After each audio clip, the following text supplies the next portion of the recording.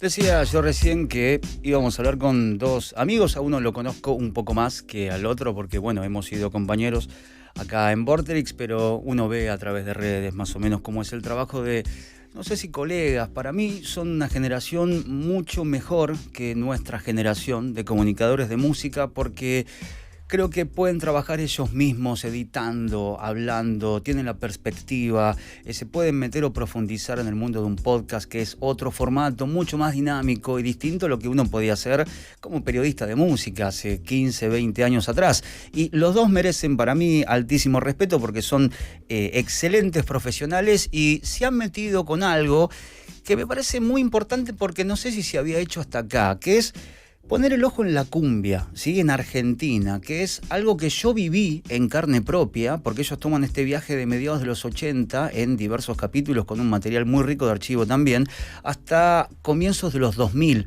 Y recuerdo porque soy un hijo también de eso, recuerdo lugares en Conurbano, el Patio del Litoral, Invasión Tropical, que uno que venía del rock cada tanto iba, se metía, tenía que ver con las calles, cómo sonaban las calles, pero la historia detrás de la cumbia y desde el recorte social es tan interesante que me parece son las dos mejores personas que podían haber llevado esto adelante. Cumbia Tube, así se llama esta presentación de historias. Fede Vareiro, Agustín Genoni con nosotros del otro lado del éter. Loco, muchísimas gracias a los dos por estos minutitos, respeto, admiración y gracias por mantener viva la llama del amor por la música en formatos distintos y en generaciones distintas. ¿Cómo andan? Para mí puedes cerrar la nota acá, Dani, ya con tus palabras y ya yo lo voy a compartir en todos lados. Por eso, ¿cómo te va, Dani? Bueno, qué lindo escucharte así de cerca, tener esta charla. Hace mucho no nos vemos, espero que estés bien. Y gracias por esa presentación. Acá estamos con Agus. Tengo dos embajadores de la zona oeste. Al aire de Vorterix, quiero poner atenta a la audiencia y me interesa, ya que vos digas que tenés como una conexión o que viviste en carne propia estas historias de cumbia que nosotros repasamos en Cumbia Tube, las historias, que es el ciclo, ya me predispone genial. Sí, es parte, primero los saludo a Agus también, que bueno, no hemos tenido la chance de hablar, decía con Fede, sí hemos dialogado, pero en serio, muy admirador de lo que hacen. Para mí son generaciones que vienen con otra data y siempre se mejora, y es buenísimo que tengamos este nivel de comunicadores de la música, que es algo que amamos tanto. Y sí, yo recuerdo eso, Fede, muchísimo, digo, salir de la secundaria, año 87, 88, me quedaba cerca, ¿no? Imagínate, vivía en Lafe. La Fe era, no te digo el epicentro de lugares de cumbia, pero lugares que se fueron perdiendo con los años, ¿sí? Como esos, Invasión Tropical, El Rincón Paraguayo, Patio del Litoral, y eran, digamos, lugares donde los monstruos de la cumbia pasaban. Yo he visto a Los Palmeras, por ejemplo, en uno de esos lugares, que creo que fue Invasión Tropical.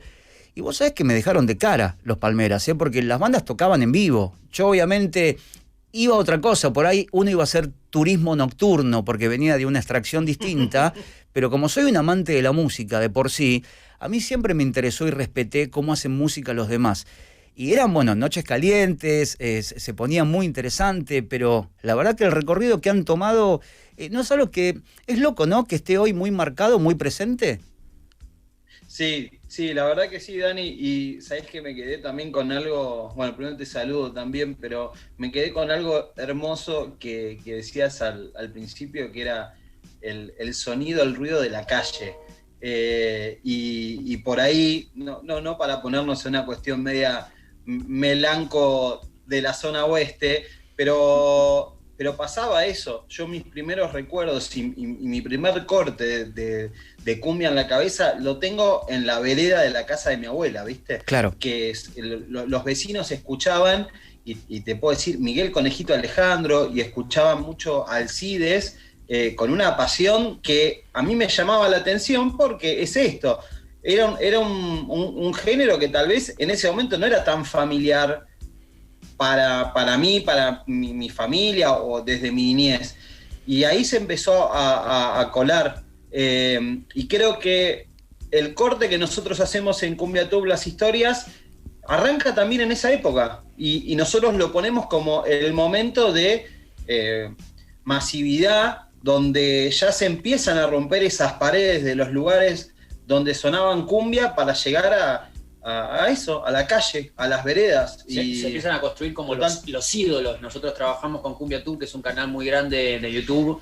a cargo de Líder Music, que también es la casa de un montón de estos ídolos de artistas y de la construcción y el desarrollo de un montón de artistas. Y nombrabas a los Palmeras recién, que los veías en esas épocas, y son los que hoy son responsables de que los Palmeras tengan el espacio que tienen hoy, la consideración que tengan hoy.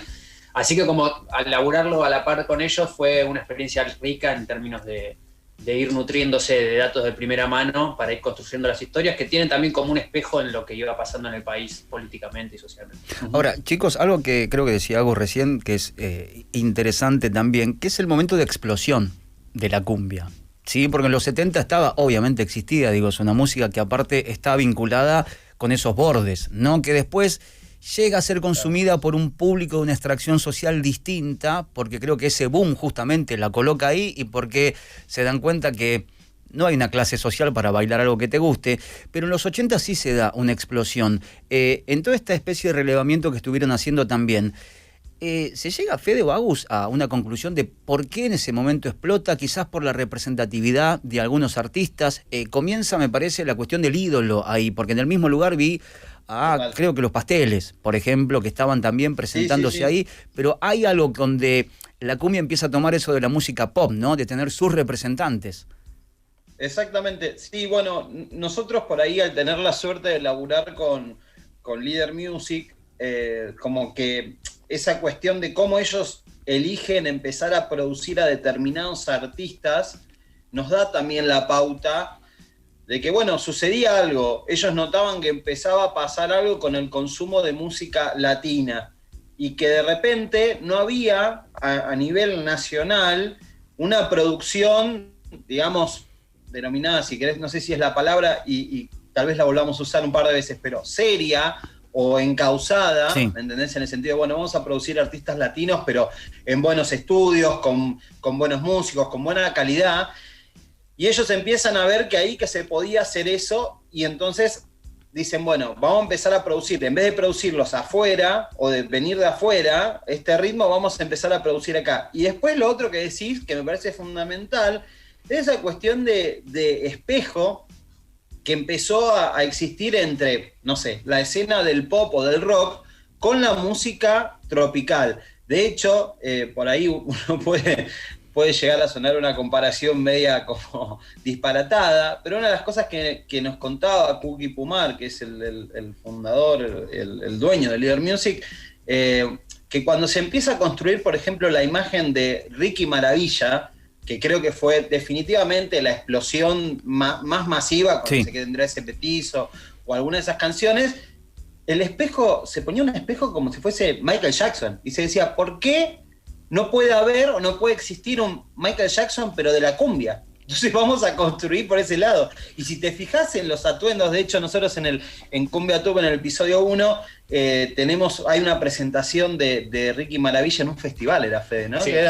Y vos ves cómo está vestido el tipo, y el tipo, cueros, un detalle, un nivel de producción de vestimenta, y sobre todo sabés que también que empieza a entrar, Dani, los movimientos, las coreografías, los pasitos, las boyband, todo eso también. En tiempo más noventoso también, tenías a los Backstreet Boys, y acá tenías Grupo Red, y no sé, y Rafa, que era también, y un poco lo que respalda también, que nos contaban, era esa cuestión de, bueno, tengamos, que no sea tan Vanilli, claro.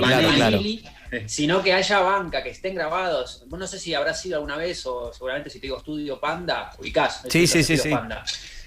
Bueno, ahí ellos tipo tomaron, tenían todos los estudios, los 10 estudios, estaban grabando, no sé si grabaron 40 artistas por año, tipo, fue una época que de ese momento a esta parte uno entiende o quedan las canciones, pero nosotros quisimos como ir a buscar imágenes del verdadero suceso que fue todo ese movimiento, socialmente también. Total. Sí, porque me quedé pensando, es el mismo concepto, ponerle que lo que decía Agus recién, que tenían los Temptations y los Jackson 5, y después que podía tener una banda como la de James Brown, entendiendo las distancias, porque alguien te va a decir, no comparo nada, pero digo, tenés... No, tenés el tipo en el centro, y después tenés 3 o 4, digo, que hay un acorio, son muy llamativos los trajes, es decir, la vestimenta, hay una cuestión de pensar en el espectáculo. Fíjate que, digo, en el caso de la cumbia, que yo tengo más claro por haber estado ahí en los 80, incluso había un cuidado mucho más grande que en bandas de pop. o en bandas de rock, si querés. Después, obviamente, está la cuestión musical en el medio. Y también, chicos, se deben haber encontrado con esto. Viste que en un momento, y lo tengo como recuerdo palpable, parecía que el recorte social dejaba la cumbia muy cerca de un lugar, ¿viste? Y como que no le permitía avanzar, hasta que en un momento otro tipo de clases comenzaron a divertirse con lo mismo, porque también el lenguaje, calculo que en los 80 se manejaba de la cumbia, que se los pregunto si después fue mutando, también era un lenguaje mucho más cerca del picaresco, ¿no? Y no tanto de lo que para mí Damas Gratis sería como el gangsta rap cuando llega la cumbia. Ahí le cambia totalmente la fachada. Sí. Mirá, vos sabés que hay como varias cuestiones. La primera que nos sale con todo esto es que a veces la diversión es más universal, ¿viste? Que lo que le entretiene a uno trasciende la cuestión de cualquier clase social y creo que con la cumbia y esa conexión con lo emocional y con lo divertido y con el momento, creo que eso fue una de las primeras cosas que pegó. Y desde la construcción en el lenguaje o en las letras y todo eso, es muy piola cómo va avanzando.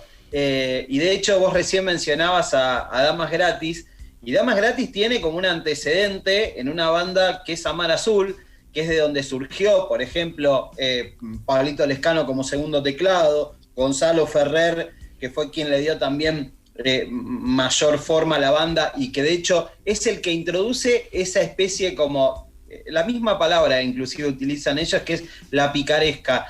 Amar Azul fue el primero que, no sé si el primero, pero uno de los primeros que empieza como a mover un poco esa línea de te va a dar el polvito del amor, un polvito que te va a gustar, y esa especie de juego entre el doble sentido y alguna cuestión más que, bueno, en ese momento aprendí un montón. Amar Azul, si nosotros, no sé, lo pienso y me pedís una opinión que no lo has hecho, pero creo que Amar Azul es como la primera banda, en términos de banda, que se escuchó al mismo tiempo por mayor cantidad de gente. Creo que fue la primera, porque no había fiesta que no sonara Amar Azul, no había fiesta que no sonara el polvito del amor. Y eso del juego en el lenguaje lo introdujeron ellos, ¿viste? Y después lo toma Pablo Lescano, cuando empieza de alguna forma a componer, para mí la primera canción de la denominada cumbia villera, para nosotros y lo que armamos, que es Sos Botón de Flor de Piedra, retoma esas cosas e inclusive hasta redobla un poco la apuesta, ¿viste? Y ya cuenta algunas cuestiones que no tienen tanto doble sentido, sino que va directamente al hueso. Bueno, le pregunto a los dos acá también, el que quiera responder, o los dos.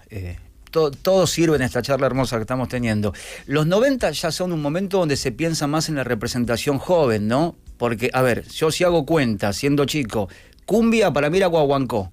Y no mucho más, digo, porque tenían un peso, venían de los 70, digo, la verdad, se habían ganado un lugar muy grande, más allá de que mixaban la música. Los 80, te digo esto, Los Pasteles, bueno, Los Palmeras, un montón, que por ahí no tenían esa cuestión de tengo como el grupo Green o Red o Ráfaga ya una representación con alguien juvenil que te vende un poco más que la picaresca o el ritmo. Digo, acá tenés más una representación y creo que se produce un quiebre con esos guaguancó, catunga o iracundos que venían de los 70 en adelante.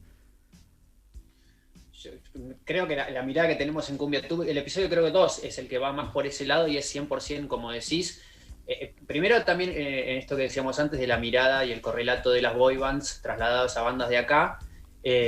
Después, no sé, yo recuerdo también Videomatch, ¿viste? Como también hay mucho vínculo de la tele, que antes por ahí estaba más en la mesa Mirta Legrand, con artistas como Ricky, con Alcides, con Lía, y después empezó a aparecer Videomatch, una cosa más juvenil, o, no sé, Muñeca Brava. Hay un capítulo que habla de Ráfaga y habla del link que tiene con una serie de como Muñeca Brava, también bastante juvenil si se quiere, que los lleva a abrir puertas alrededor del mundo y terminan tocando y siendo ídolos hasta el día de hoy en Rumania, o Rumanía, no sé cómo es. No sé, Agustín. Sí, no. Pero... es eso. Y aparte también, Dani, vos pensalo como una vez fidelizado cierto público y creada la referencia, muchos pibes también empiezan a decir, bueno, ahora quiero tener una banda de cumbia. No quiero, o sea, ¿por qué tengo que tener una banda de rock o una banda de punk? No quiero hacer cumbia. Si es el ritmo, el género que estoy escuchando todo el día, que escucha mi familia, que escuchan todos acá. Y bueno, y a eso también seguramente influyó. Y ahí, si bien tenemos familias de la cumbia que no sé, por ejemplo, como los hermanos Torres, que recién nombramos, que quizás fue una expresión como juvenil, tanto Green como Red, que venía de que el padre ya tenía la banda Green, que de hecho tocó con, no sé, Antonio Ríos, por ejemplo, por decirlo, pero empiezan a haber otras expresiones por ese lado, que después creo que encuentra su punto más alto con las bandas de la denominada cumbia villera, que ahí tenés pibes directamente de 16, 17 años haciendo cumbia.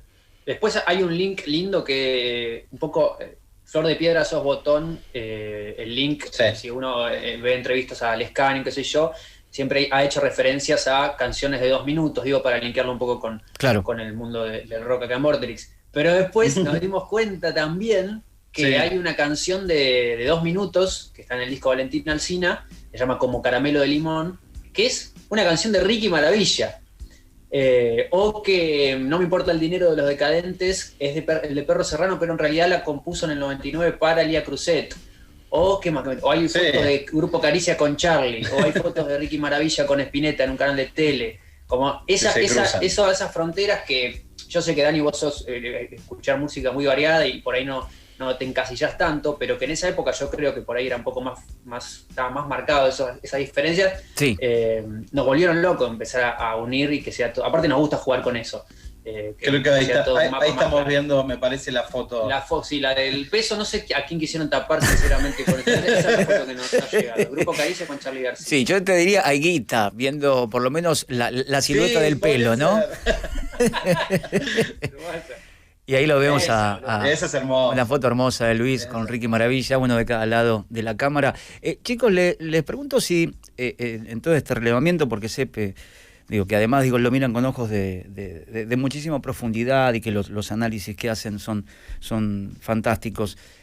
¿Qué le encuentran a la cumbia argentina, a diferencia de otra? ¿Viste? Yo creo que las lecturas que tenemos acá de estilos musicales, para mí son o tienen un gen que es nuestro. El heavy metal, para mí el de acá tiene un gen que es distinto al de afuera. Ya de por sí hay una especie de manejo del lenguaje que tiene que ver con los marginados, con lo obrero y con los bordes, que no sé si afuera pasa. El reggae argentino para mí tiene una cuestión muy local. El trap argentino tiene una cuestión que está arraigada acá. ¿Qué es lo que le encuentran a la cumbia? Porque uno, si la tiene que rastrear, podría ir a Santa Fe primero, si vas un poco más arriba y quizás tenés que ir a Colombia, para tomarlo de ahí, pero creo que tiene un gen acá y hay un rasgo particular. En este estudio, todo lo que estuvieron haciendo en estos capítulos, que lo pueden llegar a ver ahí en YouTube, ¿qué le encuentran como rasgo nacional? Sí, vos sabés que hay algo muy piola que también tiene ese camino, como el que nos planteás, y nosotros encontramos un testimonio de Sandro, que está en el primer episodio, que de alguna forma es el que grafica la mejor respuesta. Y Sandro está contando como en una determinada época, cuando está hablando en contexto de la cueva inclusive, y él dice que escuchaba cumbia. Dice, yo escuchaba cumbia cuando la cumbia era bienuda. Dice, porque después, bueno, nada, mucha gente como, la cumbia, esa cumbia, pero en ese momento, dice, era bienuda. Y sin embargo, los guaguancó, hablaba de los guaguancó, exactamente. Y daba como esa especie de foto de época, donde la cumbia, de repente, cuando llega de esa especie de oleada desde Colombia y ingresa por el norte argentino hasta llegar a la ciudad de Buenos Aires, era como para cierta gente, ¿me entendés?, de un nivel socioeconómico mucho más alto. Lo que pasó con la cumbia, que creo que es lo que pasa con muchos géneros de la música argentina, es que empiezan a echar raíces en todos los lugares donde va parando. Y en cada lugar que echa raíces, adquiere una identidad propia y popular. Sobre todo la cumbia adquirió una identidad popular, que eso fue lo que cierto grupo, cierta gente, la empezara a mirar media como de costado, claro. ¿Viste? La famosa, no sé, denigrarla desde un punto, denigrarla es una palabra de mierda, pero por ahí subestimarla, menospreciarla, estigmatizarla.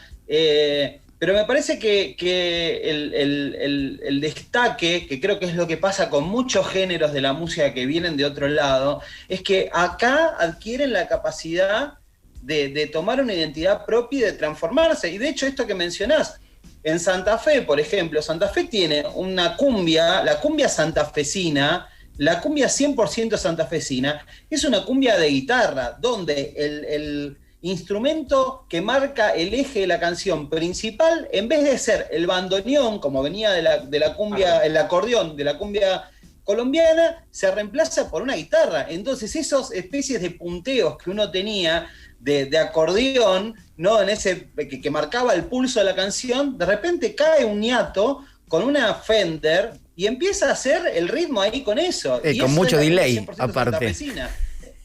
¿Cómo? Esas guitarras con delay, ¿no? Hermosa que tiene la cumbia. Claro, totalmente. Y eso, digo, eso pasa acá, pasó acá en la Argentina.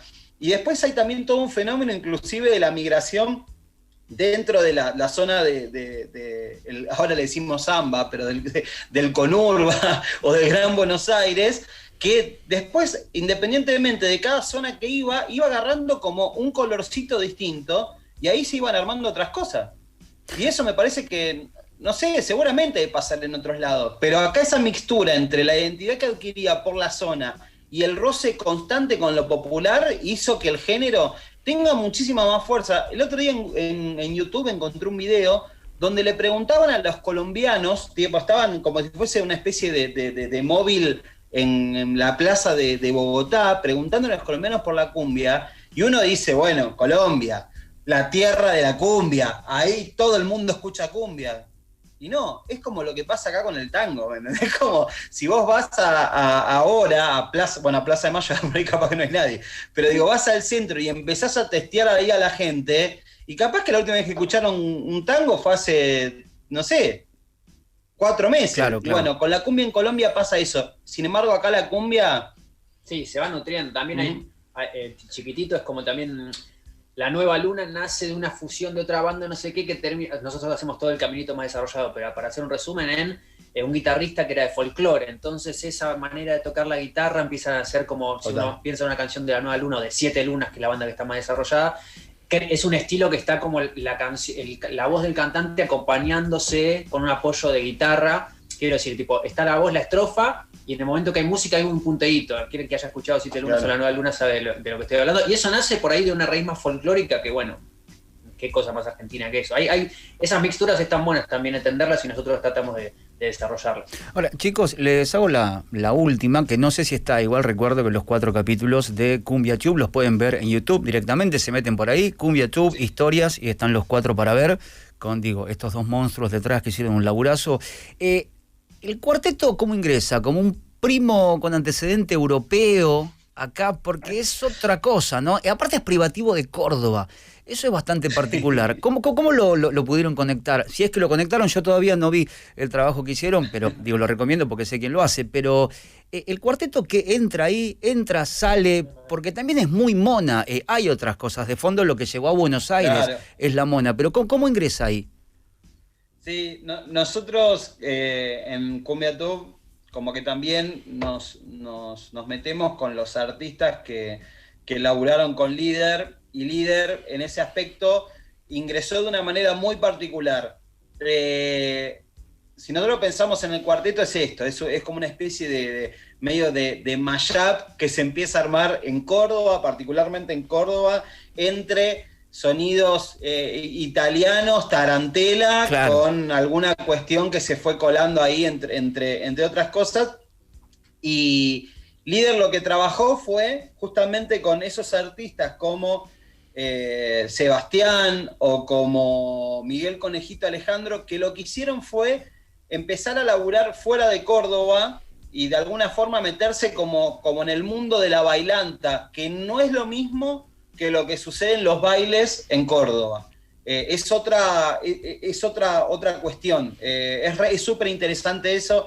Y después, en nuestro laburo nos metemos directamente con Walter Olmos, que de alguna forma es como el devenir de 2 artistas importantísimos, como fue la Mona Jiménez y como fue Rodrigo. Pero sí, hay también todo un fenómeno que tiene que ver con eso, con una raíz muy grande y muy clara, popular en Córdoba, que no siempre salió de Córdoba, que no siempre tuvo la intención de salir de Córdoba, que fue como, bueno, acá somos fuertes, acá tenemos, ¿cuántos bailes tenemos por semana? Y tenemos todos los bailes. Bueno, ¿por qué vamos a hacer bailes fuera de Córdoba? Un Luna Park por año, pero si me preguntás dónde es mi circuito, Total. todos los fines de semana y siempre va a estar lleno. Hay infinidad de casos de bandas de cuarteto cordobés que el éxito está ahí, ¿viste? Después acá por ahí llega medio rebote, llega algún tema, se cuela, pero es re loco ese circuito, es un flash.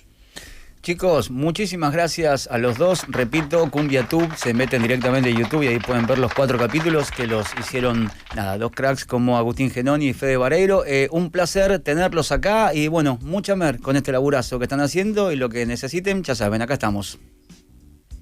Dani, te queremos mucho, gracias, te mando Dani. un beso grande. Muchas gracias acá por el espacio, por la invitación, por esta charla que siempre es un lujo. Te mandamos un beso grande, así que la invitación está hecha. CumbiaTube, las historias en YouTube, dirigido, escrito y editado por Agustín Genoni y Fede Vareiro y la gente libre. Un saludo, chicos. Un beso grande a los dos. Chao, Dani. Ahí Gracias. pasaban Agustín y Fede Vareiro con este laburazo que se llama CumbiaTube, que lo pueden escuchar y encontrar y ver directamente en YouTube como lo que vimos recién. Charlatown.